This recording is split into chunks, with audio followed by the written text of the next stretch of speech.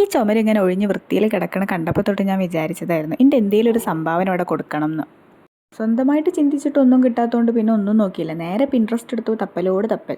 എന്തായാലും സിമ്പിളായിട്ടുള്ളൊരു മോഡൽ ഞാൻ നോക്കി വെച്ചു. നോക്കിയപ്പോൾ സാധനങ്ങളൊന്നുമില്ല. പിന്നെ സാധനം വാങ്ങാൻ നമുക്ക് കുഴപ്പമൊന്നുമില്ല കേട്ടോ. ലിഫ്റ്റ് ഇറങ്ങി നേരെ താഴെ പോയി കഴിഞ്ഞാൽ കട കഴിഞ്ഞാൽ പിന്നെ റോഡ്. അതാണ് നമ്മുടെ ഒരു ഫ്ലാറ്റിൻ്റെ ബ്ലൂ പ്രിൻ്റ് തന്നെ. ഇതുകൊണ്ട് ഗുണമാണോ എന്ന് ചോദിച്ചാൽ ഗുണമൊക്കെ തന്നെയാണ്. പക്ഷേ നമ്മൾ ഈ വീട്ടിൽ നിന്ന് ഇറങ്ങി കഴിഞ്ഞാൽ മുറ്റും തോടിയും കണ്ടു വളർന്ന് വന്നതിൻ്റെ ലേശം ബുദ്ധിമുട്ടുണ്ട്. എന്തായാലും നമുക്ക് ആവശ്യമുള്ള സാധനങ്ങളൊക്കെ ഇവിടുന്ന് കിട്ടി. എന്തായാലും സാധനമൊക്കെ കിട്ടിയ സ്ഥിതിക്ക് നമുക്കിനി അധികം വൈകിക്കണ്ട, പണി അങ്ങ് തുടങ്ങാം. ഞാൻ സംഭവം ഏറ്റവും സിമ്പിളായ ഒരു സാധനം നോക്കി വെച്ചത്, പക്ഷേ ഇത് ചെയ്തു തുടങ്ങിയപ്പോൾ ഇതൊട്ട് തീരുന്നുമില്ല. ഞാൻ ഈ 15X ഇട്ട് കാണിച്ചിട്ടാണ് നിങ്ങൾ ഇത്ര സ്പീഡിൽ കാണുന്നത്. ഞാൻ ഇതിന്മേൽ ഏതാണ്ട് ഒരു 2-2.5 മണിക്കൂറോളം ഇരുന്നിട്ടുണ്ട്. സത്യം പറഞ്ഞാൽ എനിക്ക് പാരമ്പര്യമായിട്ട് കിട്ടി പോരാത്തൊരു കഴിവാണ് കേട്ടോ ഈ ആർട്ടും ക്രാഫ്റ്റും എന്നൊക്കെ പറയുന്നത്.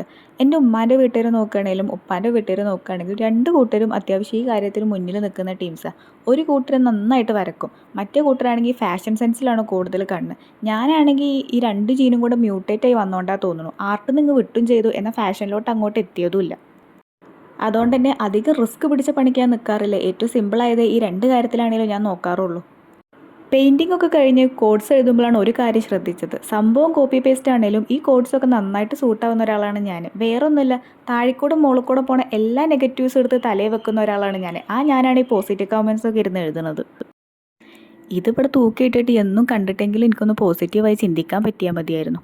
പിന്നെ കുക്കിങ്ങിൽ മാത്രമല്ല കേട്ടോ, ഒക്കെ പെയിൻറ്റിങ്ങിലും അസിസ്റ്റൻ്റ് ഉണ്ട്. ആളത് പിന്നെ മോഡേൺ ആയിട്ട് ആയതുകൊണ്ട് എൻ്റെ ആർട്ടിലൂടെ തൽക്കാലം ഞാൻ കൈ കടത്തിയിട്ടില്ല. അപ്പോൾ എന്തായാലും നമ്മുടെ പരിപാടി ഏതാണ്ട് സെറ്റായിട്ടുണ്ട്. ഇനി നമുക്ക് ഇതിൽ നൂലൊക്കെ ഇട്ട് കോർത്ത് ഒന്ന് ഹാങ് ചെയ്ത് നോക്കാം.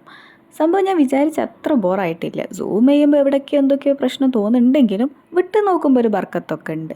അപ്പോൾ കൊള്ളാം. അപ്പോൾ ശരി എന്നാൽ ടാറ്റാ.